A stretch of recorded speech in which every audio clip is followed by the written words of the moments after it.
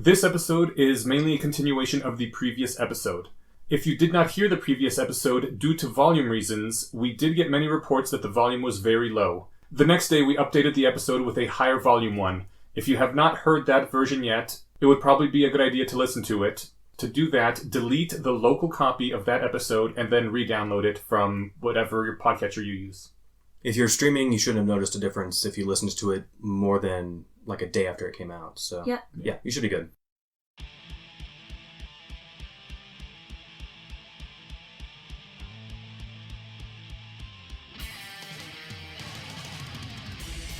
Welcome to the Bayesian Conspiracy. This is Katrina Stanton. I'm Eneasz Brodsky. And I'm Steven Zuber.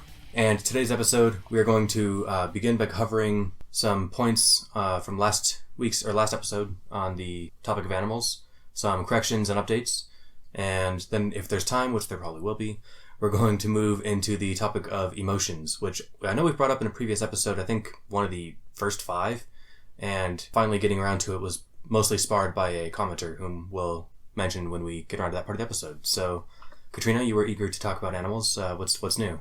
Well, last time I talked about, are we smart enough to know how smart animals are? The lengthy title by a book by Franz de Waal, the animal, he does not call himself a behaviorist, but he's definitely been very active in the field of ethology and a bunch of other fields that he mentions. Animal cognition, evolutionary cognition. What is ethology? Ethology? Yeah. You're going to have to read the book. Oh, shit. Okay. Because it goes through the history of the study of animal cognition and intelligence, and it starts with a feud between ethologists and behaviorists and goes from there. It's really interesting from a historical perspective and also has a lot of great stories, many of which are anecdotal and some of which are experimental. And science beefs are always fun. Yes, exactly. So I actually read this, even though the title is really unwieldy. I totally recommend this book. The best thing about science beefs, I just have to interject really quick, is that unlike regular beefs, the more petty they get, the more fun they get. Like, watching two scientists just be sneering and bitchy at each other is the best. Oxford comma! Oh my god. Yeah, that's a science beef. Well, okay. My favorite science beef was someone perfectly just calm comment saying back and forth about whether 0.99 repeating equals 1 or not. And someone mentioned something, it was like a sentence or two, but it ended with, and so you see 0.99 repeating does equal 1. And the reply was, why don't you come here and say that to my face, you bitch? That is not the nice way to speak. Yeah, they fell short of Rappaport's rules right around there. Right. But yeah, it's a fantastic book. I read it, and if you recall from our last episode, Edgar had sent us a really nice message maybe more commenting that it's impossible to get inside animal minds. Everything is just kind of guessing and mind projection fallacy, etc. Mind projection fallacy, and etc. And just like Steven said, it was a long. You heard the whole thing last time. Yeah, you heard the whole thing last time. And now that I've read this book, I'm like, wow, this book exists pretty much exclusively. It's like to answer Edgar's question. I guess the moral of the story is, wow, we have done a great deal of science with animal cognition, and it's come a long way, and it's very, very interesting. And I know that they would love to read this, or they should love to read this, because I did, and everyone should. It came out this year. Would you say, I don't want to throw a wrench in your game plan, but would you say that it is as unreasonable to doubt the cognition of animals as it is to doubt the cognition of other people? No, but from an evolutionary perspective, it is kind of unreasonable to start from a perspective where animals do not have cognition. Like they have literally nothing going on up there. Yeah, right. Like it's a black box. They're just stimulus response machines. Mm-hmm. Considering that we evolved from a common ancestor and evolution is gradual. Injected a soul into us 60,000 years ago. Right. So that was when Jesus came down and said, exactly. Now you have souls. Well, people would talk about a spark or the soul suddenly being put into whatever our hominid ancestor was, or something like that. Oh my God! And- Wait, the Do implication. people actually make that kind of argument? The People Pope do. does. Oh. Because Catholic, one version of Catholic. Well, okay, do non-religious people make the argument that animals are just stimulus response machines? Yes, or they'll talk about, again, a spark, Okay. or they'll, for some reason, have a bias that makes them think that evolution just doesn't include your brain for some reason, and human brains kind of sprung, fully formed, just in humans. Okay. So, I think that sounds, I mean, I don't know. Maybe there are people who say that, but those people should not be considered representative. Those people are walking straw men. Yeah, yes, exactly. How dare you get up and walk around with your straw body? Maybe Katrina will get us get around that point. I didn't mean to get you derailed. There's a big difference between saying it's nothing but a stimulus response machine and saying that animals do not have the sort of reflective equilibrium that humans have that was, supercharged over our recent ancestral environment. right. So, de Waal addresses a bunch of different parts of cognition. So, theory of mind, right? The ability to model others, the ability, self-awareness. And I gotta say, his view is much more nuanced than the mirror test that I was talking about. And then he also addresses the mirror test. And actually, just quickly, the cool thing about the mirror test is that there are only a handful of animals that pass it. I guess humans start passing at the age of 2. But even animals that don't pass it, a lot of them understand what mirrors are, or seem to, through other ways.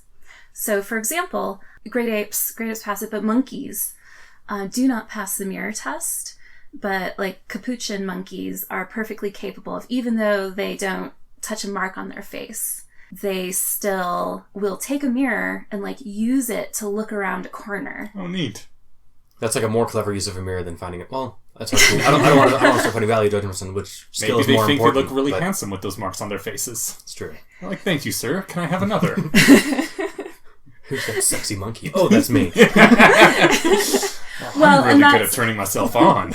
Additionally, with capuchins, they don't treat the mirror if they have a full-length mirror. They don't treat the mirror image as another monkey. So when they had either a mirror, a monkey who was a stranger, or a monkey who was familiar to them, they treated the mirror completely differently. If it's a stranger, they turn their back. I don't even know who you are, bye. If it's the mirror, if it's a known monkey, they would interact. And if it's the mirror, they just ignored the mirror. Okay. And Maybe we're they not can't afraid see of it. mirrors. No, wait, that doesn't make sense with them using it. Never mind. Right. So it seems I was obviously like... joking too, sorry. Yeah, so it seems like there's something that doesn't quite catch exactly what it wants to using just the mirror test. There are lots of different aspects to cognition. Interestingly, and I think we talked about this a little bit, in the cognitive realm, non-humans in several ways, they do better than humans at certain tests. Some of the tests that I didn't know about, there's a chimpanzee. And Ooh, is this the having the numbers flash on the screen and has to touch them in order? Yeah, that's an awesome one. So, Aimuyu is the name of the chimp. I moo you too. Aww. And yes, he can remember strings of up to 9 numbers, and that flash on the screen for a fraction of a second. And then he'll touch the numbers in the correct order on the screen. Humans can be trained to do that with a string of 5 numbers, but for a longer amount of time, to memorize a string of 5 numbers after a couple seconds. Adult humans? Yes, adult humans. Damn.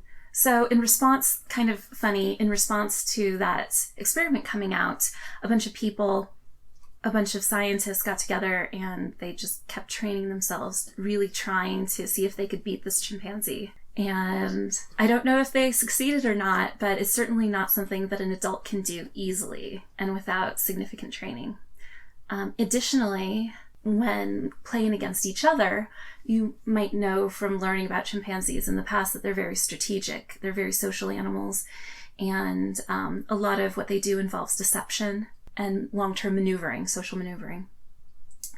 So in another experiment, 2 chimps were playing a computer game against each other, a strategic computer game, and they found that these chimpanzees reached optimal playing strategy much more quickly and more reliably than adult humans playing against each other. That's cool.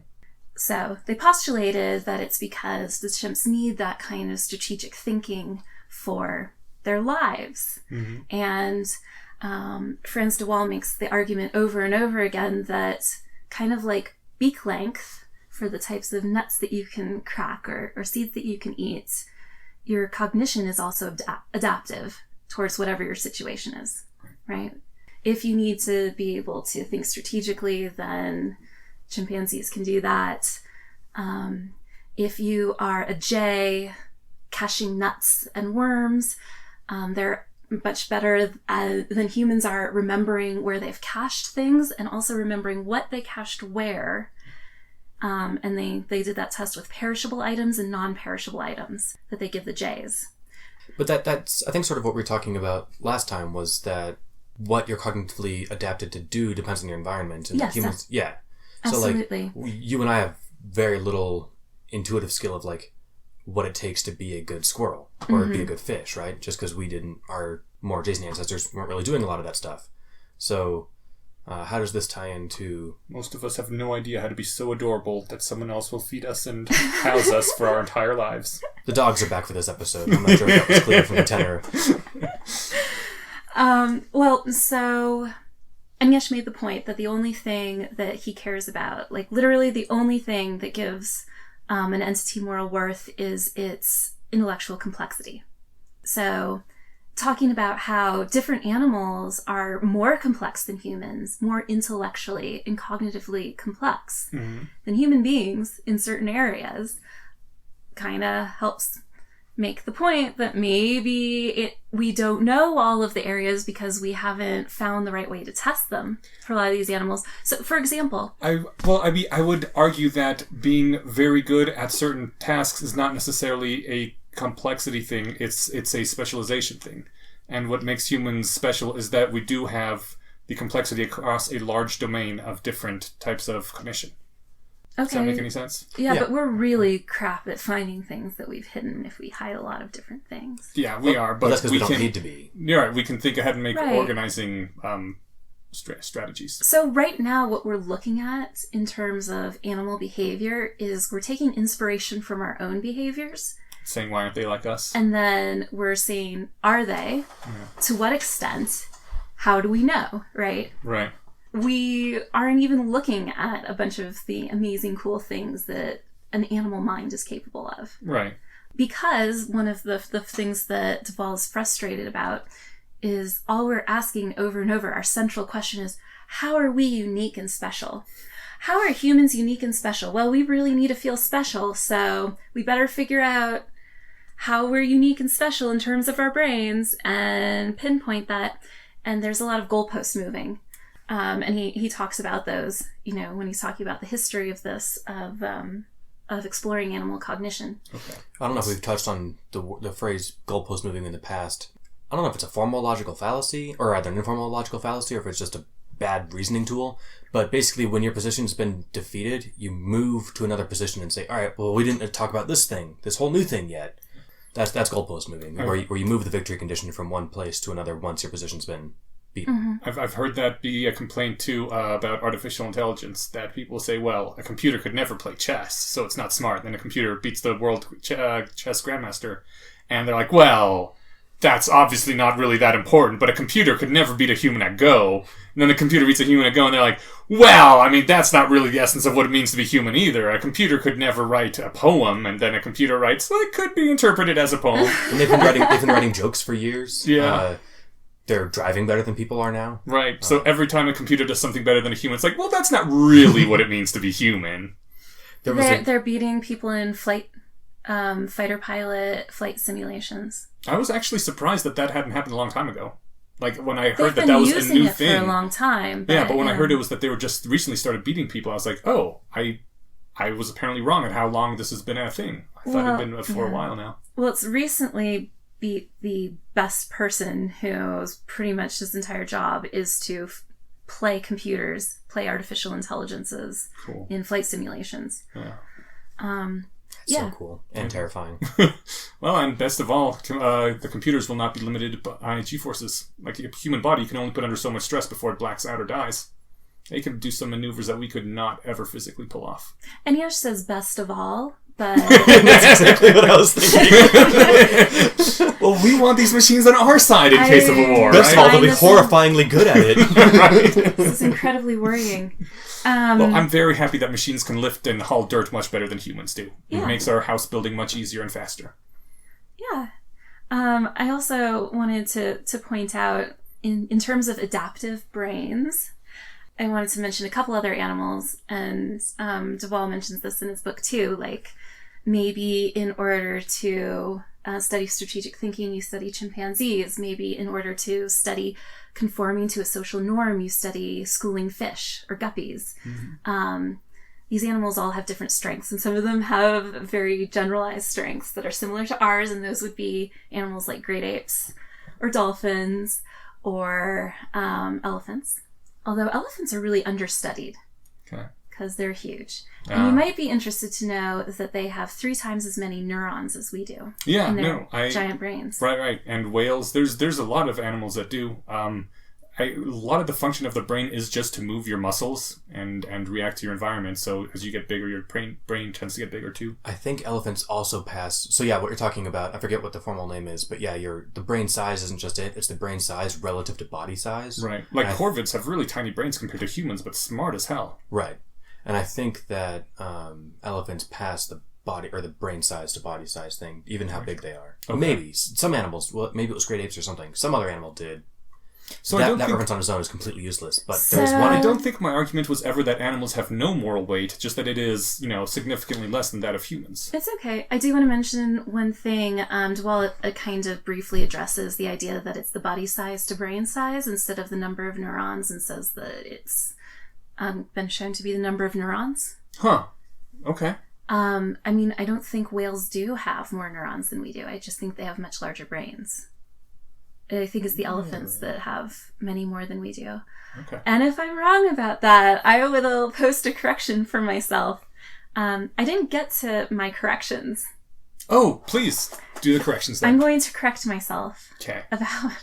About some things. One, I said that I thought that the mask that experimenters wore while banding crows, and then that crows were able to communicate to each other about, was a president's face.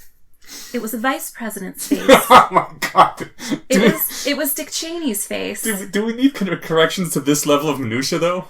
Somebody will get on us about it. Those bastards! All right.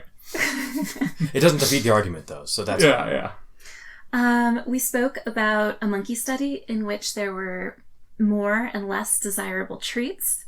That a monkey would happily eat cucumbers, which are not as desirable as grapes, until they saw the other monkey getting grapes. And Anish asked me, so the monkey with the grape, did they refuse the grape seeing that the other monkey got cucumber? And I said, I don't think so. Mm-hmm. And they did. I was wrong, yes. So the monkey that got the grape refused the grape? Yes. So they're like catty 2-year-olds, which they just want the toy the other kid has. No. Because I remember the monkey with the cucumber threw the cucumber down. I was like, I'm not taking your cucumber if he's getting a grape. Uh-huh. But you're saying the monkey with the grape refused the grape too. Out of concern for fairness? That's awesome. Yes, they're a very reciprocal group of animals. Capuchins share their food, and they share very generously with individuals that they like or want to curry favor with, but it would be unseemly and probably not necessarily go well for that monkey in the future. Yeah. So there's some potential future planning there. That's pretty cool. Mm-hmm. I wonder if I was going to say it sounds almost exclusively like future planning, but not necessarily. It could just be, to try and steel man the position that monkeys are automata. It could just be basically like a robot reaction of, I'm programmed for fairness. That's not fair. I'm going to stop doing that. But I think you could say the same of humans. Right. Yes. That's what I was going to say too. But the other way to think about it is that, they are thinking, well, shit, as soon as that researcher leaves and puts us back in the same cage, he's going to kick the shit out of me, seeing that I ate all these grapes while making eye contact with him, so I'll stop now. He should load up on grapes so he has all those calories, can fight off his attacker. They have some long-term goals. I thought it was kind of cool, the idea of male chimps alpha chimps going on safaris with sexually receptive females to avoid competition. Safaris? I know they call it safaris. She kept doing air quotes. Yeah. Oh, yeah. For those who aren't watching the video feed, there were air quotes around safari. Everyone could hear the air quotes. Okay. Anyway, when a female comes into sexual receptivity, a lot of times the alpha male will escort her for several days to the outskirts of the territory where they can enjoy alone time without any interference. It's like exactly what high school kids who get their first car do, right? Let's go out to make out point, right? Where there aren't other jocks to compete for your favor. Right. Or parental figures. Yeah. No, that's really cool. And I there's something to be said about where we, I guess, draw the lines in this, not even lines in the sand, where we draw the grid. What am I trying to say? We want to make sure we identify in advance what sport we're playing before we say that animals aren't any good at it, right? Like we say, not even the same league or whatever. Yeah. It is interesting that, many animals are better than humans at many things because they need to be, and that's what their ancestors were good at. But I don't know, maybe it's my speciesism Sure. bias leaking through, my humanist bias, that I would say that, my ability to as much as I'm an avid squirrel lover, but as much as I love squirrels, I wouldn't say that like their ability to remember where they put stuff like makes them smarter than me in a meaningful way. It makes them better at finding stuff where they hid it. I guess that really depends on what you're doing. Exactly. And if I'm a squirrel hiding nuts, and if I was a squirrel and as bad at hiding nuts as I am now, I would die. But since I'm not a squirrel, so yeah, that's it, right? It depends on what you're doing, and then that comes into where you want to weigh in on what does it matter what you're doing, and put the value judgments on what we can do versus what they can do. Right. So that makes it much more of a value game than a just intellectual game. A lot of the problems with people's research is that they were comparing, in large part, they were psychologists who were comparing children to chimpanzees. And the experiments were just simply not set up in the right way. Partially because the person who's running the experiment is a human being, right? Mm-hmm. And if there's a human being who is running an experiment with two small human beings and explaining it to them, usually they have the kids have a parent there, maybe even are sitting on their lap. It has to be, if you're doing human stuff, it has to be comfortable for the kids. Okay. Versus a human experimenter working with a chimpanzee where they... Well, you'd think if a chimpanzee was smart enough, you could bring a chimpanzee mom in to explain to the chimpanzee kid how to do this right. I was just going to say, let me go ahead and see if I can put words in Yancha's mouth and she'll agree with them, which is, if the chimps are running the experiment, they do it the other way, but they're not because they're not as smart as us. Would you say something kind of like that? So experimenters have been able to organize things like the computer game that I just mentioned, where it's chimp versus chimp, and various experiments where they're chimp doing things that they're actually interested in, like noticing if another chimp has noticed where an experimenter hid a treat, to see if they have to either run to it or if they'll walk past it pretending they didn't see it and come back later when no one's paying attention. Cool. See, that is the really cool stuff that you don't start thinking of doing until you actually start doing better science, right? And that's awesome. Because, pitting them up against kids is great for seeing how well human kids compare to the average chimp, but it's not really the best litmus test for, like, chimp native intelligence, right? Well, it's not even very good for seeing how they compare to chimps because the situation is so basically different. That's true. How they compare to chimps under, like, basically duress circumstances. Yes. As opposed to, like, pampered baby human. Right. So, yeah. If you have two kids doing a game with each other, but in terms of the chimps, they're in separate cages, they have to interact through bars. Great apes are notoriously difficult to control and work with, and they can be very dangerous. An experimenter, can't touch them, can't really interact with them. It turns out, shockingly, that apes care more about what other... And I'm saying apes. We're apes. Right. So let's say chimps. Chimps care a lot more about what another chimp is doing, where another chimp is looking, what another chimp is interested in, than what a human experimenter is doing. Those speciesist sons of bitches. Although, we probably Yeah, sorry, go ahead. No. It kind of seems like the dangerous great apes may be doing a bit of game theory. They're like, if we're always really unpleasant and mean and attack humans all the time, they'll be less motivated to keep us in captivity and do experiments on us. So anyone who gets caught, just act dumb and attack the humans all the time, and they'll leave us the fuck alone. They had this at the big meeting Yeah. before the humans moved in to capture them. Yeah. Yeah, I have a very high bar. I guess I should mention that Eneasz prefaced the last episode by saying that he didn't expect to change anyone's mind, or that rather he didn't expect the episode to change anyone's mind. Mm-hmm. And while my position hasn't really been flip-flopped, I'm still, I think, on the same side of the fence as Katrina, but I think I've moved my camp a little closer to the fence. Just one way of thinking about it was when you made that analogy to like insect minds versus like your thermostat. Mm-hmm. And I kind of dismissed it because I'm like, well, I mean, there's something different. But then the more I thought about it, and I mean, yes, there's differences, and I don't want to be like pedantic and point out all of them, but really, you'd said something along the lines of, how many thermostats would I have to count up before I would sacrifice a human for it or something. Yeah. And I realized the answer would be, all of them times however many there possibly could be. Yeah. And then I was thinking the same thing of like, well, that's sort of true of like, and we actually had this at our last local meetup, there was a wasp bugging us at the table, and I was like, I think, barring the harm to the environment at large, I'd be willing to sacrifice hundreds of billions of wasps for the sake of one human, because they're just mindless wasps. Right. You've met one wasp, you've met every wasp. I think that's probably mostly true. But maybe I'm sure there's some differences depending on varieties. I'm sure wasp is a large category. Yeah. So, Stephen made that statement just a few days after we recorded 2 weeks ago, and I was devastated. Ooh.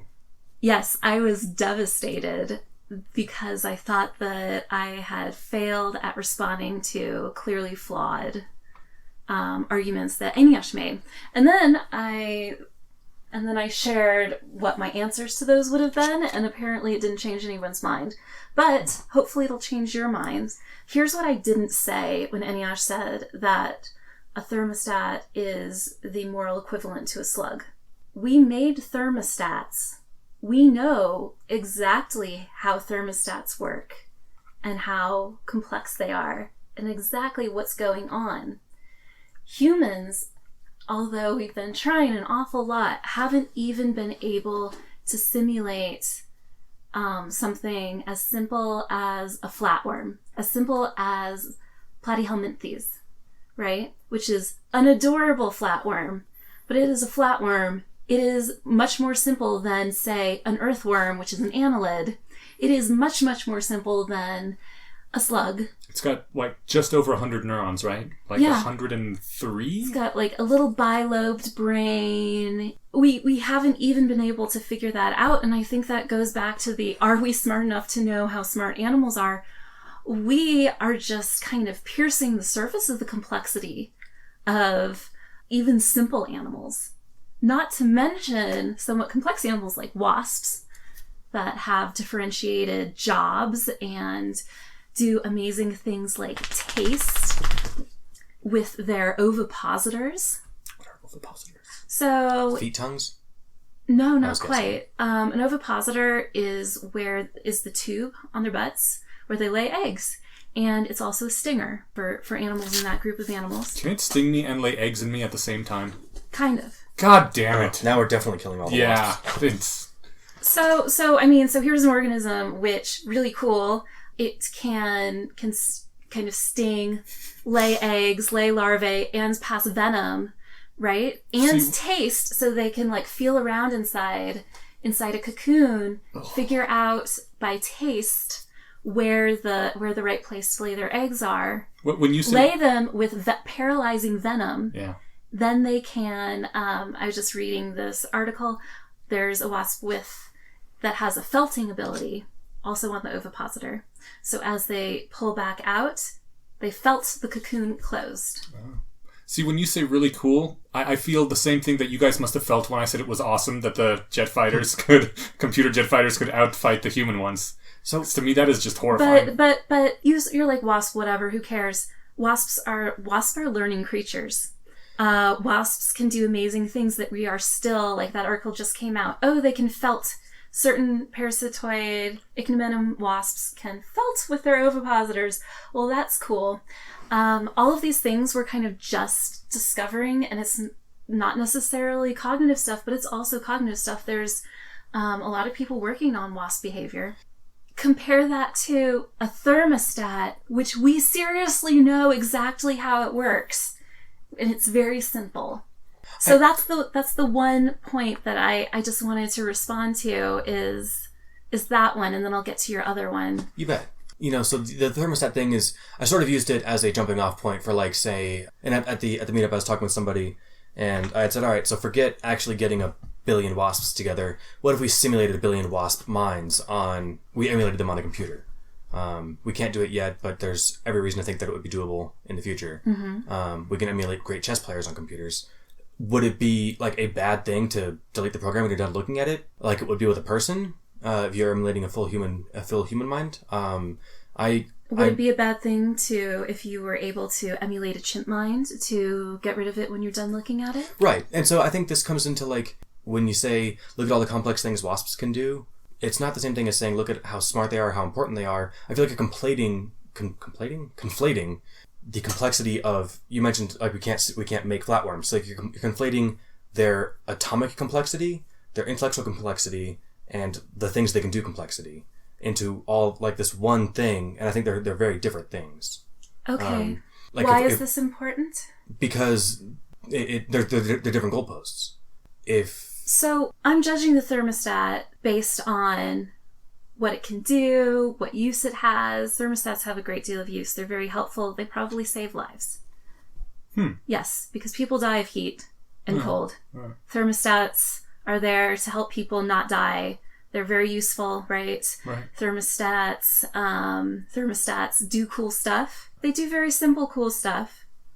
So if we're comparing a fucking thermostat to a wasp, there are different places to compare them on. I think if we're comparing a thermostat to a flatworm can do some cool things too, but they're really simple. They're not that simple. It turns out not as simple as a thermostat, because we can't even figure out how we can't make a flatworm if we want to. But so like the thing with like how complicated they are, like would thermostats matter more if they're more complicated to make? I certainly don't think so. Well, the thing is, would flatworms be less important if we did understand them? I don't think just the fact that we can or can't understand something is what determines whether it's of moral value or not. You spoke about if we were talking about aliens, and we didn't know that many things about them, that you would err on the side of caution. All right? I'm talking about the known versus the unknown. Okay. And if something is complex to the point that it is in the unknown and you don't actually have a complete bearing on all of its abilities, all of its capacities, what its umwelt is, what its inner life is, how it sees the world. Yeah. Well, then why would you try to make that equivalence? See, I totally err on the side of not torturing animals, of, not killing them needlessly. But on the other hand, I do not walk with a broom sweeping my steps before I step in the fear that I might, step on a worm or something. Because I do not think I need to err that far. There's a difference between, killing a dog without needing to and stepping on a worm when you're walking. I don't check my steps for those kinds of insects because I just don't care. I don't think you need to err that far where you're literally starting to get incapacitated. Well, said, you also don't seek out like anthills just to set them on fire, right? No, right. Exactly. So like that's why I feel like I'm still on your side of the fence, and you're on that side of the fence on that particular issue as well. That there's a difference between saying like, look, they have no value whatsoever and they're utterly pointless, and saying that I would. Like if there's an anthill in my way where I want to build a building, I'll bulldoze the anthill. Right. And you'll probably also bulldoze the prairie dog colony and poison the prairie dogs and... Would I have to poison them? Hopefully not. Yeah. But, it might be a little bit more expensive for you, so you'd have to kind of try to figure out how much you not poisoning the prairie dogs is worth. There's... Right. That is something I would have to consider if I was a land developer. But then that said, like, what is the answer to that conundrum, right? So, like, yeah, there's going to be a cost-benefit analysis where some number of beings on Earth will be harmed by something that you do, and, like, building a dam or a building is a good example, because it will necessitate those things. Including humans, are going to be hurt by the things that you do. Mm-hmm. right? But then, like, do you not do them because you'll, like, what if it's literally an anthill and you just want to put up a light post and, like, there's an anthill right there, right? Like, and that's all that's going to get out of the way. Like, do you not put it up because of the anthill? Or do you put it 2 inches over to the side? No, but like, I guess I'm putting that to think of a conundrum that actually makes you answer the question. Like, do you say, well, you know what? Despite the fact that the street will be a little darker, there might be a higher risk of car accidents and kids getting run over because it's dark. I'm not going to weigh that distant possibility against the actual lives of these ants. No, but I think that we're getting a little lost in the weeds here. That I think so. So the other part that I wanted to respond to, one is, again, why even talk about thermostats? It has nothing to do with, it doesn't even compare to any animals except, I don't know, maybe sponges. Well, I think all life, all intelligence is basically a computational process.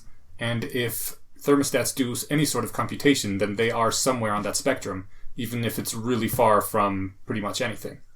And that's a way of asking, where do you draw the line? How simple does the computation have to be? And different people draw the lines in different places. All right. And then what happened was you started to talk about our trolley problems, right? Mm-hmm. And in this trolley problem, there is a dog on one side, or there are not just a dog, there are 50 dogs tied to one set of tracks, and there's one human tied to the other set. Right. The other thing that convinced Stephen was that kind of thought experiment.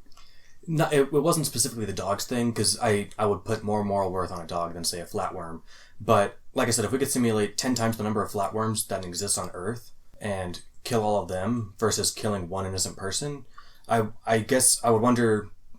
And I mean, it's pointless to put like an actual number on it, but is there a number where you would say there's enough flatworms here to where, sorry, best friend, you're gonna have to die? I mean, so you said it's your best friend. Let's put something else. Let's imagine an actual dog in the room. Let's imagine an actual animal that we know and care about. Mm-hmm. Like Dio, who is here licking his paw right now, adorably. Mm-hmm. And making lick noises, which is not so adorable, is it? He's trying to lick off all my pets. He says, "You are a speciesist. I no longer want your pets on me." So there's Dio, and he's tied to some tracks, and he's about to get hit by an oncoming train. But there's someone from work who you really don't like, mm-hmm. and who just makes life terrible, and you think they probably have a negative overall utility. Okay. Tied to the other side of the tracks. Are you asking me specifically? I am. Because you already know you are looking at me, and you already know what I'm going to say. Kill Dio. No, because I'm telling you what I would do. I know. Okay. That's not what you said last time. So after we finished recording, you said to me and Dio that there are many humans that you would sacrifice. There are, but no one that I work with. Even the most unpleasant person I work with, I think, is worth more than a Dio. But I mean, if we're talking about murderers or rapists, child molesters, then yes, totally. Yeah, no, Dio's worth more than one of them. There's something to be said there. I lost a pet recently, and it is quite possible. I mean, I would have actually had to think about it for more than 5 seconds. If the doctor told me, hey, we can kill 5 people you'll never meet and your cat won't die, I would have thought about it for a second. But if the doctor said to me, or if some mad scientist came to me and said, I can kill 5 people or a random cat, I'd be like, well, you're insane, kill the cat. Yeah. But that's not, so the thing is that it's not talking about the internal value of the animal, it's talking about its value as an instrument to my happiness. Right? So like that but that's a different issue from like its complexity and its internal value. The reason that I'm bringing this up isn't because I think that it's totally the way to go about deciding, what's worth more, this life or that life. What's worth more, a dog or a cat? What's worth more? A dog, easily. As I alienate half our listeners. Wow. Including a third of your hosts. So this is where we're running into some serious biases. Okay. Right? Mm-hmm. And this is a place where we might be able to benefit by stepping back and trying to de-bias ourselves. For sure. I will just mention that I don't think that trolley problems are a great tool for coming to good real-world answers either. What they are good intuition pumps. Mm-hmm. And if you do sit and think, you know what? There's probably no number of thermostats that I would be that I would trade for a person. But you might not say that about, say, a sufficient number of flatworms or a sufficient number of more complex artificial intelligences or something, right? And certainly those conundrums will be coming with computers in the future. Right. So like you can't just declare now, or I guess you can, but you have to back yourself up about like, oh yeah, no matter what the computer can do, I don't care. Yeah. Like, what if it can perfectly simulate you and your mom? Like, then do you not care still? So like, these things are brought up not as real world problems today, but they're brought up as intuition pumps to say, all right, let's think about what you're actually, the implications of what you're thinking. And there are real world problems, right? Like, oh, how many low paid workers might lose their jobs if this form of factory farming was changed or abolished or banned? There are those real world problems, but my suggestion for some of the thinking, the thought experiments, is to get far away from real world problems. Okay. And imagine that you are on an alien world, you have X information, and you want to know what decision somebody else might make. And you're guessing. So I guess all I'm saying is a good exercise is to really try to remove yourself from it. Okay. And talk about the Zergles and the Blurgles. Okay. And all you know about the Zergles is that they seem to have rudimentary tool use where they can attach up to 5 sticks together to make creative new tools and carry them to a place where they're going to use them, right? Mm-hmm. So they collect the materials beforehand and they carry them up to 10 miles to where they can actually use them to retrieve food. And the Blurgles... Oh, wait, I forgot which ones I was talking about. But we were talking about the Nurgles. The Nurgles? Yeah. Oh, I never said Nurgles. Whatever. Our listeners will be able to follow. I heard Nurgles and Blurgles. I thought it was Zergles and Blurgles. Oh, Zergles and Blurgles. Zergles and Blurgles. So, also, you know that the Blurgles are able to cooperate with another third species, the Nurgles, there we go. In order to hunt because they use different hunting strategies. One of them flushes them out. One species flushes the prey out from under rocks. The other one can eat them when they are out in the open. And the other one, if they're going after something in the open, it goes under a rock. Is the prey the Zergles? The Nurgles. No. Okay. It's an additional prey item. Okay. The Blops. And you get this information, and then you're asked, well, what would Sarah... So Sarah is the commander of a group of Zyridians who have just landed, and they're running dangerously low on food. They need to add some food source. Mm-hmm. And they are considering hunting either the Zergles or the Blurgles and Nurgles. Mm-hmm. So what should Sarah decide for her also alien species? So I forgot the names of all the things. But, so the Zergles have the tool use. I mean, some of them seem to eat something that aren't other animals, so you might consider eating those. Eating the blobs. I mean, maybe. But that's the kind of thing too. Like everything that can be said about a flatworm can also be said about a flower or like an acorn. Mm-hmm. So I mean, they evolved. They're complex. They have dividing cells. They I guess react. flatworms so can flatworms move, have brains. I know, but is there any? I guess I don't know. So I guess a lot of tree networks can communicate with each other. Yes. Which is flowers a open sort their petals. of a brain. Flowers open their petals in response to stimuli. Venus flytraps eat things. I guess. I mean, so I don't know. I guess. I'm sorry. I don't want to belittle. I don't want to belittle the other kingdoms that aren't Animalia. Okay.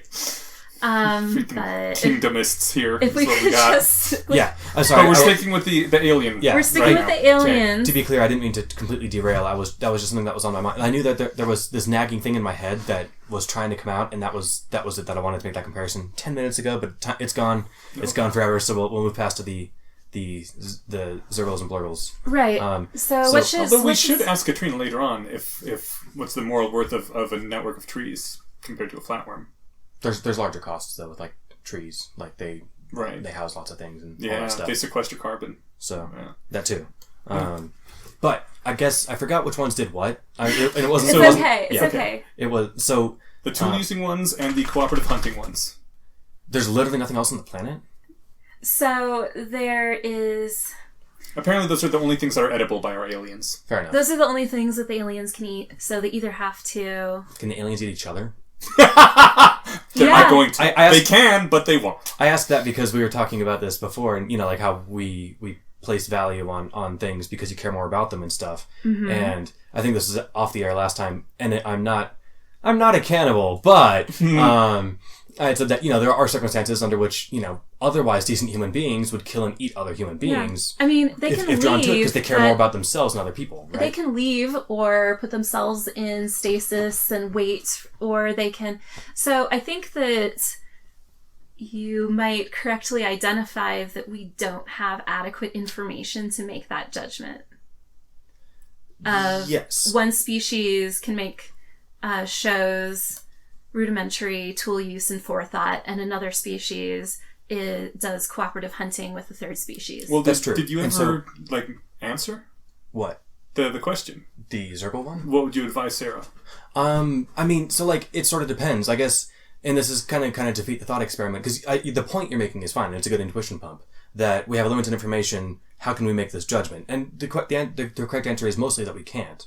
But if it literally is your whole crew starving to death, you just eat the one that's bigger, or the one that the one that looks like one that looks or like the a one better that's meal. easier to catch. Right. So that's why I brought up the cannibalism thing, is because if it really comes down to it, you're gonna do what you need to do. Mm-hmm. If it really came down to it, I'd eat a chimp. I wouldn't want to, but if I was literally starving to death, you bet your ass I would. Oh, so if you were starving to death, you would kill and eat a chimp. You wouldn't kill and eat a child, right? Or I'm sorry. How I shouldn't hungry have said am that as you are so hungry that if you do not do this, you will die. Right. I mean, that's like I said. I guess I Is the child smart enough to eat me after I die? So, because if the child can keep going, that's an important consideration. That's true. I might be willing to die to keep the child going. Is it 2 years old or 10 years old? If I said, look, eat me in this was a great thing in the book The Martian. Mm-hmm. When they did the if you haven't seen the movie, do so. But I'm going to go on assuming that you have, because you're all cool people. So the crew on the Hermes spacecraft makes a flyby past Earth to pick up supplies and then loop back around Mars to save. Well, spoiler, whatever. Halfway through, one of the crew members is talking with her parents about what they're planning and all that, and they're like, "Yeah, but look, what if you miss the drop off? They're all going to die." And she's like, "Well, look, you can't tell everyone, but we're not all going to die. I'm the smallest. If we miss the drop, they're immediately going to take cyanide capsules, and I'm going to subsist on the remaining supplies and them for the flight back. I'll make it home." And so that is a calculation that you can make, and they made it based on her size and the relative size to the other people. The amount of nutrients that she would need to survive. Those are the kind of calculations you make if it's literally starving to death. Mm-hmm. So if the kid could eat me, I would last longer than the kid as far as a food supply. Mm-hmm. So all other things being equal, that would be a decent trade, right? But if it's a 6-year-old, so if we're talking about, I actually probably would not kill the kid. I would just starve, and I guess the kid would probably have to end up starving too if he doesn't know how to roast and eat me. Because I would probably rather die than to kill a child. Mm-hmm. That's sort of where I would end up too. But I don't want to necessarily... But we're also again going back into speciesism with this kind of thought experiment. Yeah. We should really be thinking alien A, alien B, alien C. Okay. Right. Well, again, I never actually answered when you asked about Sarah, but I would leave it up to the aliens because I don't see why I'm involved in this. If they want to eat one species or another... What do you think Sarah will say? What do I think she'll say? They are an interplanetary traveling species that arrived on this planet, but something went wrong, and what decision do you think that Sarah will make? Oh, what decision do I think she would make for her crew, as in telling them which animal to eat? Uh-huh. I don't know, again, probably whichever one is easiest to kill, or whichever one provides the most calories. Okay. And so your model of Sarah, who you don't know much about, is that the intelligence and that stuff, it wouldn't really matter to her. Not while she didn't have time to assess it. Because those two species that you laid out are complex in their different ways, right? Mm-hmm. And then that comes kind of down on a value judgment. Maybe Sarah's species cares more about social interaction than they do about tool making. although they're in a spaceship, so they kind of care about both. Yeah. And she's not alone, so she cares about social interaction. But What if Sarah's not an alien species? What if she's human? Then what would she say? Yeah. Probably the same thing, I guess. Okay. Yeah. Yeah. Okay, so kind of on the same. Which would you kill and eat? I would say that we don't have enough information. But while you're gathering information and your crew's starving to death, what do you do? Like, you're the captain. You got to make a call. Or not, but if you, Well, while you're not I'm making also, calls, yeah, I'm speciesist, as you are. Yeah. And since we're choosing whatever Sarah's race of people to identify with as ourselves, then, I don't know, the cooperative hunting ones. Okay. You would eat them first? Yeah. Over the planning ahead tool using ones? See, I think I would look back on... I would only have my own experience to draw on. I have a little bit of bias towards tool use, I guess. I'd only have my own Corvus. experience to draw on. So I imagine that Sarah would be in a similar boat where she'd look back and be like, what are the animals on Earth that do these kinds of things? How complex are they? Well, if I had to guess, I'd probably say that these ones are dumber, if she cared about which one's dumber, right? Did you hear that recently they saw I don't remember if it was a crow or a raven, it was some species of corvid, used a tool to carry another tool to someplace where it could use that other tool. Yeah. That was awesome. I love these birds, man. Yeah, actually, the other weird thing about this book is I had just finished a section on New Caledonian crows in the wild using a hooked twigs as tools. Okay, cool. And I was just listening to that on the radio, and they're like, this is the first time that tool use has been shown in these birds. Oh, no. It's been around for a while. And I just read about it in this book, which remember admittedly came out in this year, in 2016. Yeah. And I saw a YouTube video at least 5 years ago of a crow unbending a paperclip and reaching in to grab stuff. And it wasn't even a Captive. tool. What? So the difference is captive and wild. Oh. Okay. So the captive New Caledonian crows, that's the one that had been shown a while ago, is that they would literally bend paper clips in order to use them as tools in order to fetch something. And Franz de Waal said in his book, he's like, nobody should have been surprised about that, considering we already knew that wild New Caledonian crows bent sticks. Okay. And then so it was kind of funny to now hear on the radio, for the first time, it's been shown that wild New Caledonian crows bend sticks. Right. In other news, for the first time, fire hot. So there's a word for it, the type of animal that lives in conjunction with humans but isn't domesticated. Specifically like city birds, squirrels. Or elephants. Or elephants. But elephants aren't domesticated? No, they do their thing. No, they're very wild. They do their thing as opposed to They're often trained and used for... Well, I think Stephen is referring to animals that are not trained but just live near humans, like coyotes and pigeons. Well, and shit. I was thinking crows specifically because I saw another YouTube video where they were throwing nuts at crosswalks in the street. And the crows would, go over at crosswalk time. So, not only were they using traffic to open nuts, but they were smart enough to use it when the new traffic would stop there. And so, but I don't know if that would count for that's tool captivity use. Or non-captivity. Oh, that's wild. Oh, good. Yeah, because that's baller. Yeah, they're referring... honestly, I probably wouldn't have thought of that. So, not in the lifespan of a crow anyway. So, that's awesome. No, and I don't want you to be too disheartened. I don't think anyone should ever be cruel to animals. I care deeply for them. To the extent that people, I guess, are permitted to be cruel to animals. It's like when you have a really good reason, like you're starving to death, or look, it's going to take us 30 apes, but I think we can crack uploading human minds. Like that, I mean... You'd be hard-pressed for me to say those 30 apes aren't worth the potential immortality of the human species and whatever other species we want to immortalize. So, but I mean, those are high bars, right? So, things that don't fit the bar, fun. What other stupid reasons people torture animals for? No, food, I think, it depends on the food. When you have other options. When you have other options, I think, I don't know. Oh, we didn't talk about this last time. I remember that was the one thing I mentioned seconds away from turning off the mic. Vegetarianism? We didn't talk about food preferences at all, and I don't know how far we're into this if we want to get to emotions at all. No, we did talk a little bit about it. Did we? Yeah, about chickens versus pigs versus cows. Oh, sure. Yeah. Right. Not too much, but we did touch on it. Right. So, I'm vegan, mostly vegan, and the two people, Anyash and Steven, that I'm here with are not. They're not only not vegan, they're also not vegetarian.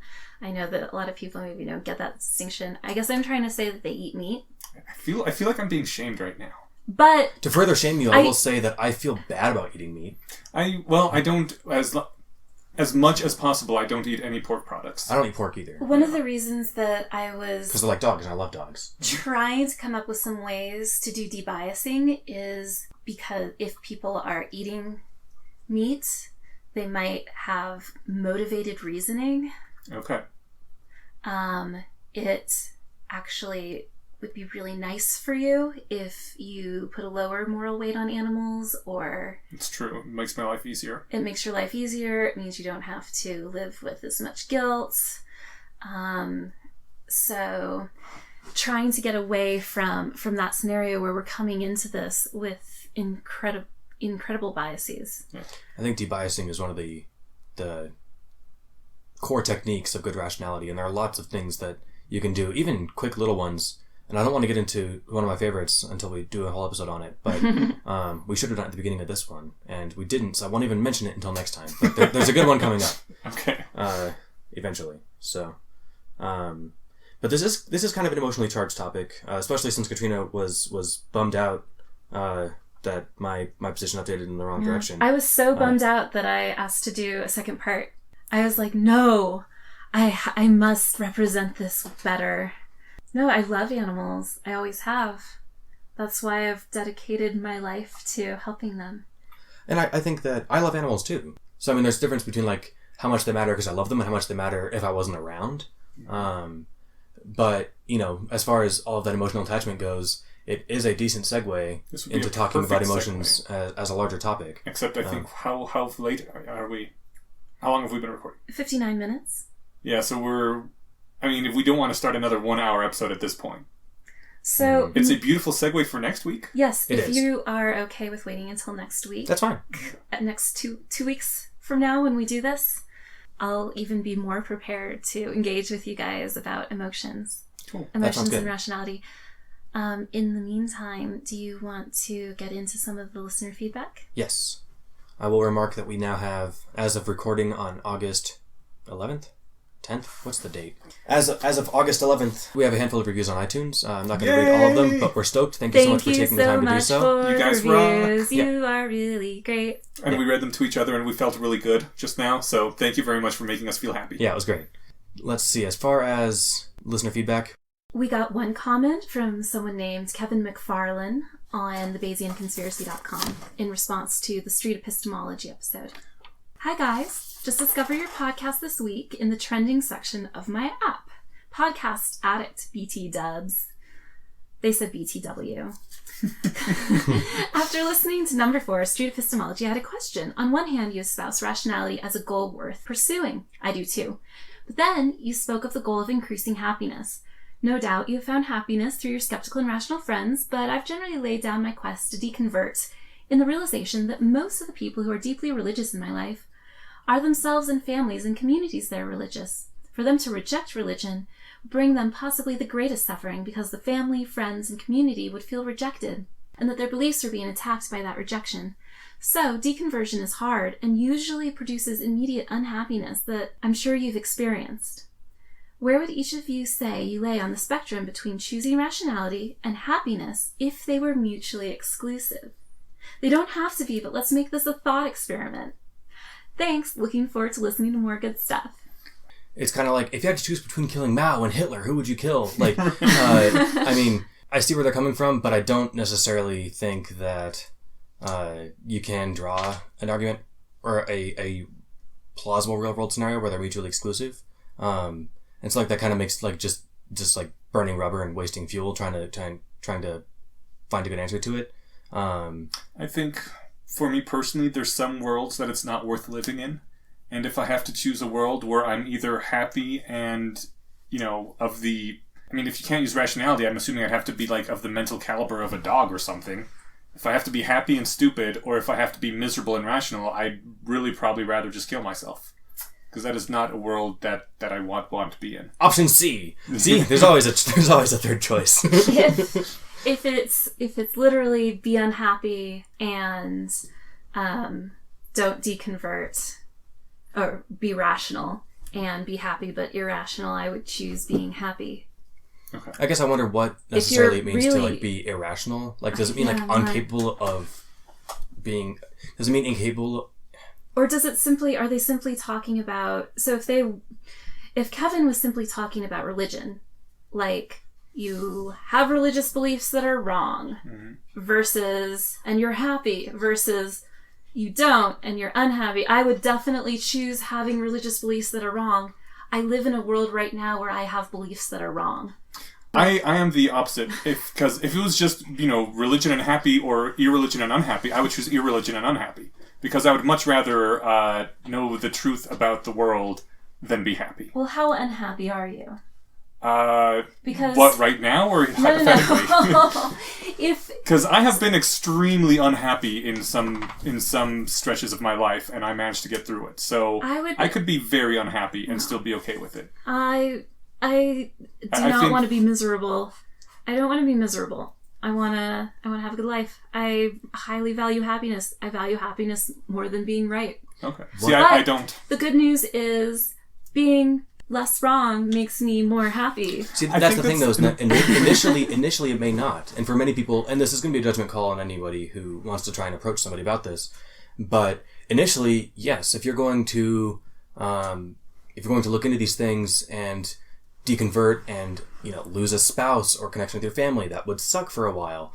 But it's quite possible that on the other side of what's called the valley of bad rationality, you could reach higher peaks, where you not only get the joy of finding a partner that you can get along with again and whatever, forming new connections, but also the joy of further exploration. Further exploration, and there's a kind of happiness that comes from being right or being less wrong. Yeah, there is, so totally. And I guess but that's not quite exactly how I want to put it. I'm not sure if I can articulate it in the course of this sentence, but there's something to be said about.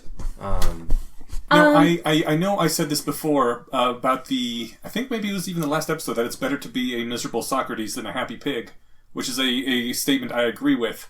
But I mean, part of the problem for me is that basic simplistic religion is so simplistic that it feels like a sort of a lesser order, a qualitatively lesser way of being. It is Were you lose religious? some complexity in your life. Yes, I was. Okay. And I know that's not necessarily always the case, because there are very complex types of religion made for people who are, the highly introspective type. There's the Jesuits, who are basically the atheists of the Catholic community anyway. I mean, I know they aren't really, but as close as you can get while still being Catholic. Exactly, yeah. And that's where all the really high functioning, highly analytical Catholic people go into the Jesuit branches.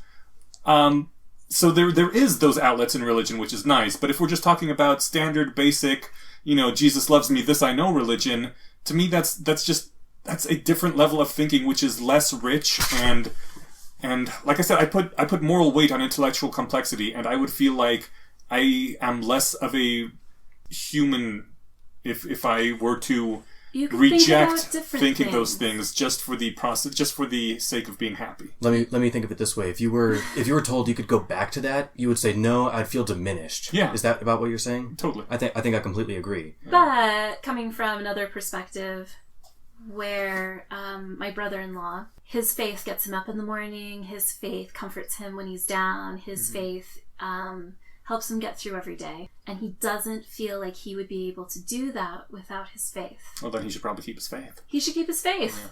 Yeah, that's why I think it's definitely a case-by-case basis. Yeah, if it's literally to the point where you probably could not get out of bed and you might kill yourself if you don't have that, then you shouldn't risk it. It is. There are people who, and I guess I can't be sure because I don't have a large enough sample size, but there are people who are going through what your stepbrother, or your brother or stepbrother, you said? My brother-in-law. Your brother-in-law. I got those confused earlier too. There are people who are going through the exact same feelings that he has, but can do it anyway, even without religion. So like there are ways to get around those problems. That's not like there's one cure for it, and it could be that having these other tools to get through it are more generalizable to other kinds of ways of being happy. There's a lot within science that is inspiring, like awe-inspiring and mentally inspiring, and just makes you love humanity and want to do things with your life. It's not, that doesn't all just come from religion and from thinking that the Sky Daddy loves you, Right, yeah. It's one of the great lies that religion has a monopoly on those kinds of experience. Also, we can move away from religion a little bit. Well, I did want to say really quickly, in reference to him, about that his relatives would lose a lot of happiness if they were to leave their religion. I kind of feel like that is a sort of hostage-taking to me, it feels very similar to in the 50s, people would say, you don't want your children to be gay because they will be miserable. Mm-hmm. And the reason they'll be miserable is because society is fucking horrible to them and would make them miserable, but that wasn't the fault of them being gay, that was the fault of society being shitty. So if their lives are made miserable when they leave their faith, that's probably because their faith is shit and makes the lives of unbelievers shitty, as opposed to them necessarily being less well off intrinsically. Right, but they have a different environment, right? So if we're talking about existing in a certain environment and adapting, and a huge amount of what we do as humans is conform. It's really important that we conform socially in many ways. We're in an environment where we can conform in ways that we think we want to.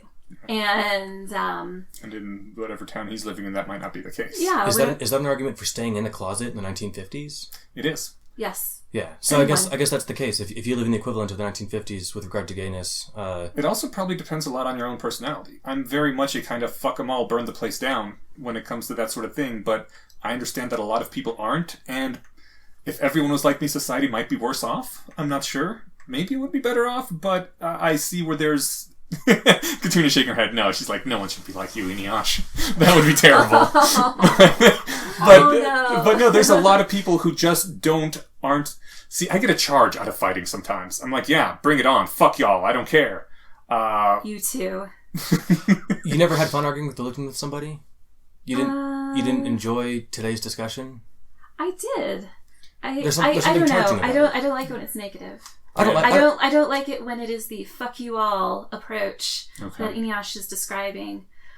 That's or some of the things that, and never mind. Yeah, no, and it takes all different kinds of people, and that's one of the wonderful things about humanity, right? So I can see for some people it may not be the optimal strategy to be like that. Right. But there's also, I saw a survey question once, and this reminded me of it, where if you learn the truth about X, and it was horrible, would you still want to know? Okay. I always say, oh yeah, I still want to know. But that's also because I kind of have a little bit of faith in myself that learning the truth about whatever is not going to plunge me into a deep and horrible depression from which I cannot emerge. It is, God, what is it? Is it the Litany of Egon?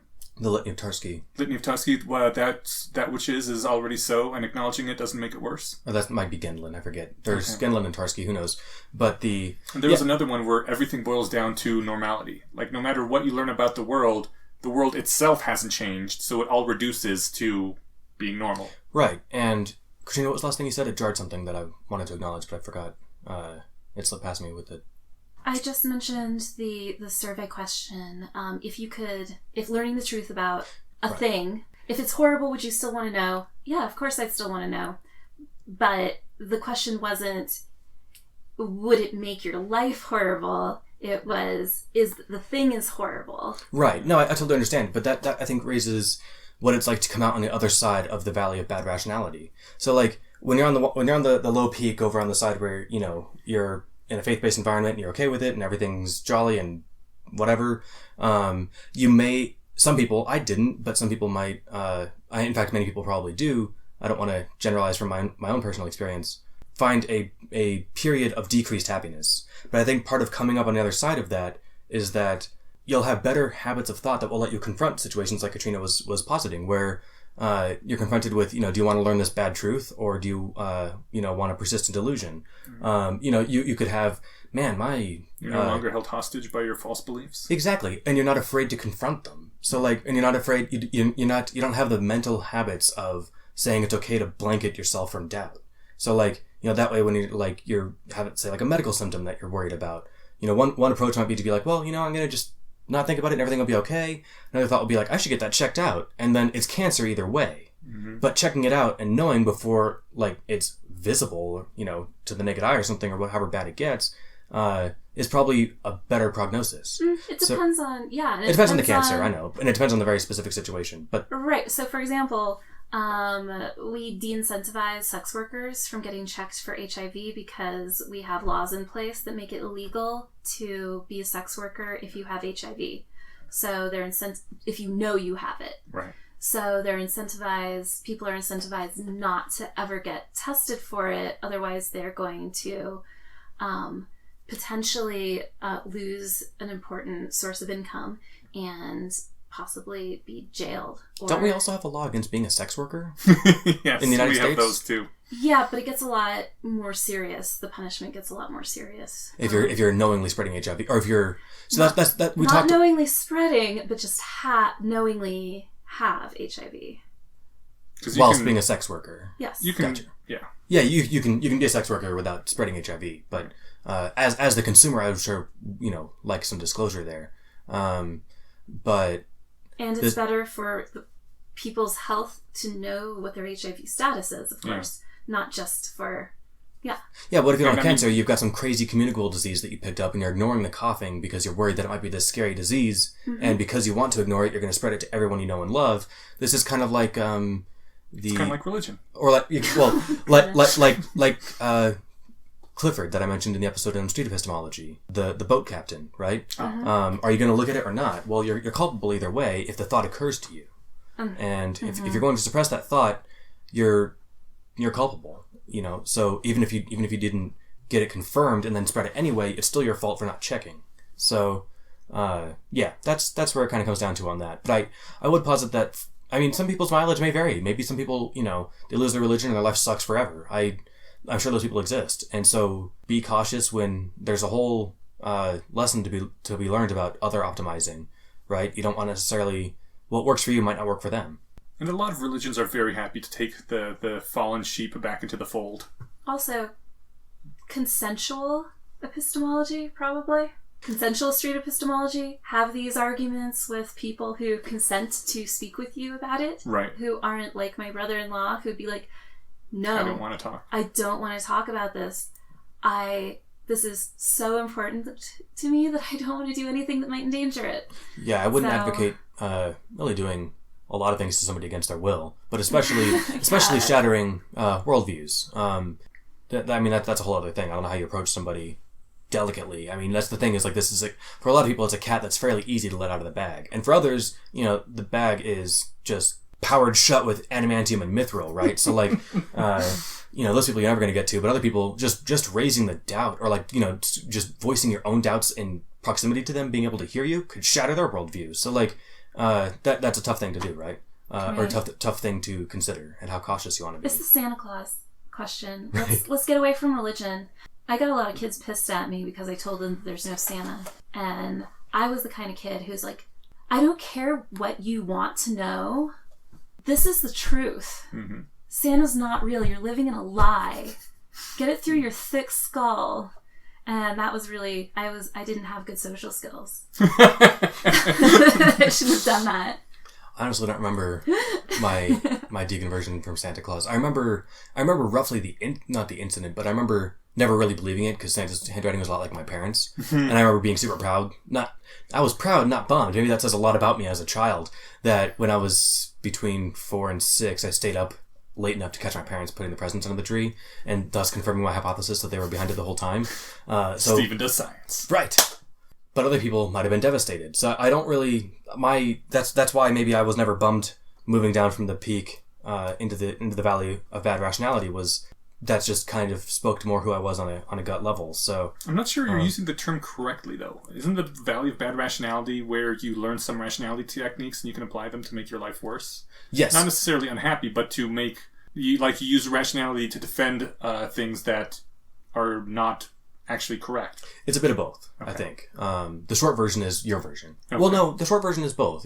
So I guess maybe there's two versions. It's been a while since I read about it. You can, if you know enough rationality to say become a sophisticated arguer yourself, mm-hmm. and being able to point out to other people, oh, by the way, that's so-and-so bias, but you're not smart, you're not strong enough to turn those techniques towards your own beliefs. Mm-hmm. That's a bad place to be as well. I don't know if that's the same thing as the bad valley, but it sounds like a bad valley. No, I think that is what the valley of bad rationality is. Yeah, the moral of the story is turn that rationality inward. Yeah, and be cautious, but not necessarily completely unwilling to engage others about it. That brings me to a comment which I wanted to read. It was on our street epistemology episode. Mr. Oliva said, "One problem I have with teaching street epistemology very early is that it is so easy to become a good arguer and not a good rationalist. It's the same reason that I think before we teach hordes of biases, we need to teach the moral right of wanting to have true beliefs, more than wanting to not change your beliefs. If not, you knock down all challenges to your beliefs. I see that street epistemology is much harder to turn to reinforce your own beliefs because it is based on encouraging rationality, but people are surprisingly resilient to changing and use every tool to make others believe what they do." Truth. Yeah, I was a good arguer before I was a good rationalist, for sure. Yeah, same So, here. yeah, and I responded to that saying I agreed. There's a lot of conversation going on in the subreddit. I mean, not hundreds, but, dozens. Did I tell you? Did I mention this on podcast? Because I know I told you personally, but when I was, what was it? Maybe seventh grade? I would argue, no, more than 6th grade, 7th or 8th grade, I would argue a lot on BBSs, which is what the internet was before there was an internet, with this guy who was maybe 2 or 3 years my elder, and he was an atheist, and I was like, "So why do you believe in this devolution stuff?" Devolution, that is so cute. You gave a shout out to this guy, I think, on whatever episode. I did already. On 5. But, okay, well, then never mind. I won't repeat myself. I didn't hear devolution. Yeah, before. I'm really glad he did repeat it because he didn't say devolution before. I didn't know. Okay. Well, I'm not sure if I used the term then. I am now familiar with it. Oh, I really hope that. I'm disappointed. I feel bummed out having, even though I wasn't around for it, knowing that it might not have happened now makes me sad. Aww. I don't know what to say about that. But yeah, no, I was very into arguing, and I thought I had a lot of things behind me. So I was, I was practicing rhetoric even back then. That was one of the things they teach you actually in Jehovah's Witness church. You're supposed to go 3 times a week.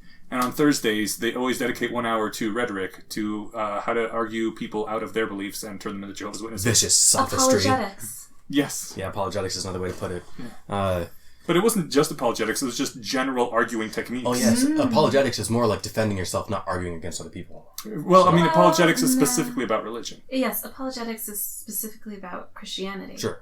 And this was, in general, ways to convince people that you are correct. And oftentimes it was apologetics, but other times it was just general techniques.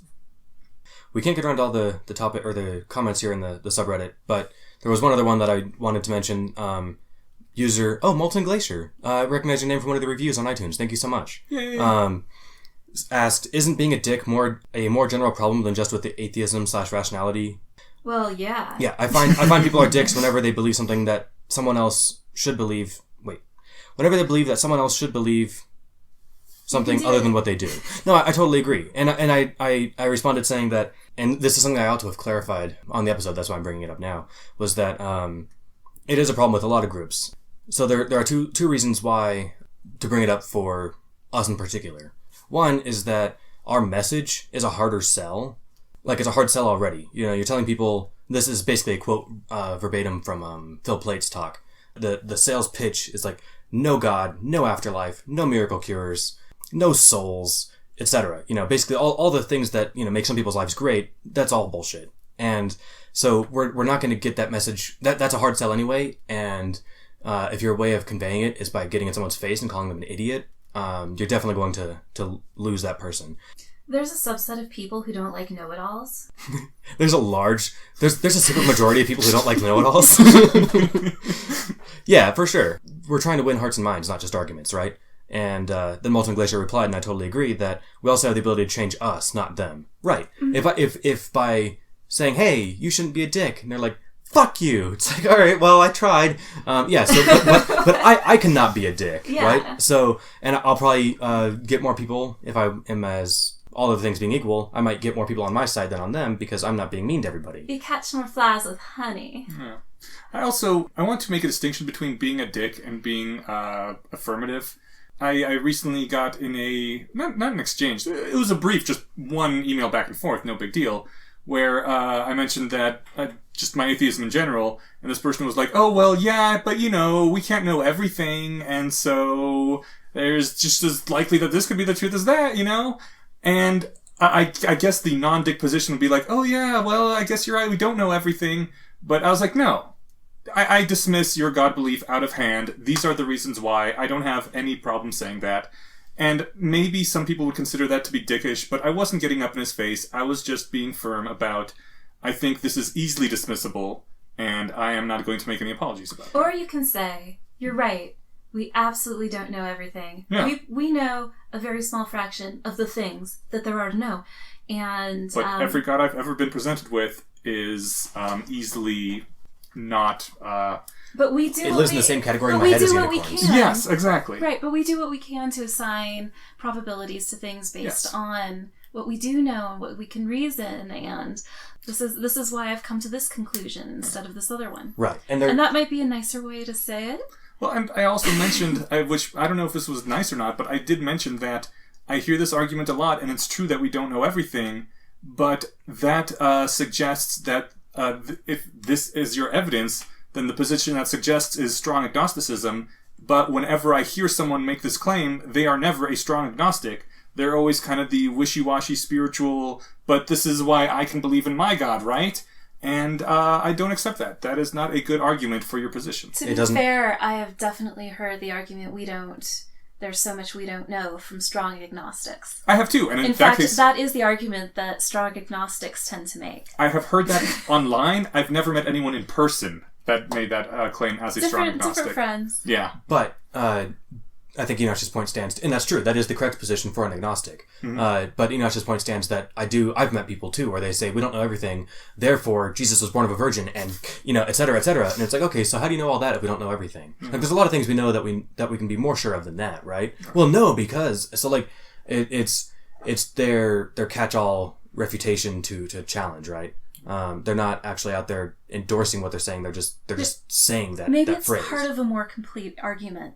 You start with, we don't know everything, just to, get somebody off of the 100% ledge. Mm-hmm. And then you go, here's some things that we do know from the Bible, or from this, or from that, or whatever. Right. Yeah. And it was said that Harry Potter would fight the Dark Lord. There was a prophecy about it, and it happened in a later book. Damn Where does straight. that sound familiar? One of the key pieces of evidence, apparently, in support of the efficacy of the Bible is the fulfilling of prophecy. Okay. Which is weird. That would be, if the prophecies were fulfilled, that is how we get good science. Yes, but how hard is it for an author to write another book saying that the prophecies were fulfilled, right? Oh, right. It's not. Not hard at all. Yeah. That's why we dismiss the religious prophecies, but we're kind of in awe of the science ones. What's the claim? No, not the claim, but the quote. I don't remember if I'm recalling it exactly correctly, but I love this quote, so I'll paraphrase. Priests say they can move mountains and no one believes them. Scientists say they can move mountains and no one doubts them. Right. It's pretty awesome. I think scientists talk about moving mountains unless it's, orogeny. A mountain building event, caused by plate tectonics. I think we've moved a number of mountains if there was gold under them. Or other valuable minerals. I see. Yes, I guess we have been responsible for more mass wasting than... Someone's got to use that gold. Point is, there was a mountain there, and now there isn't. As far as Dickiness, there's one last thing to say, is that when you get further into the rationality community, you'll find people that are more, not just comfortable, but eager to be challenged, not with necessarily dickishness, but with the bluntness that Enoch was talking about. Right. If I'm wrong about something, I want my friends to come right out and say, Stephen, I'm not going to sugarcoat this for 20 minutes. That's stupid, and here's why. This is why I want cherries. Yeah, Ozzy, a thing of things, commented that when people come to rationalist forums, they'll argue with them, and the rationalists are like, ooh, they want to be friends, and they argue back. And the people that aren't rationalists are like, these assholes are arguing with me. Why? Yeah. So that's how rationalists make friends, by arguing. Some of them, anyway, not all. We'll talk about Crocker's rule at some point.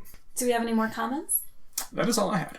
That we want to address? There were a handful of others, but I don't think we have time to get to all of them. But, I do encourage the discussion. I'm happy that people are coming by the subreddit and writing us via email or coming to the website and sharing your thoughts and feelings. If you want them public, email us. If you want them semi-public, post them on the website. And slightly more public, maybe, subreddit. I think in that order. So I think more people probably visit the subreddit than the website. But you can't track the numbers of visitors, although I don't think you can.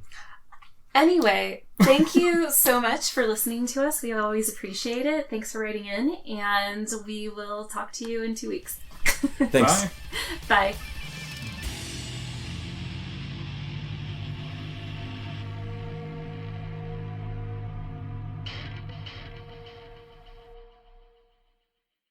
Orogeny is when mountains are made? That's the term? It's a mountain building event. Huh. That sounds kind of erotic. Orogeny? Yeah, it's like you have erogenous zone.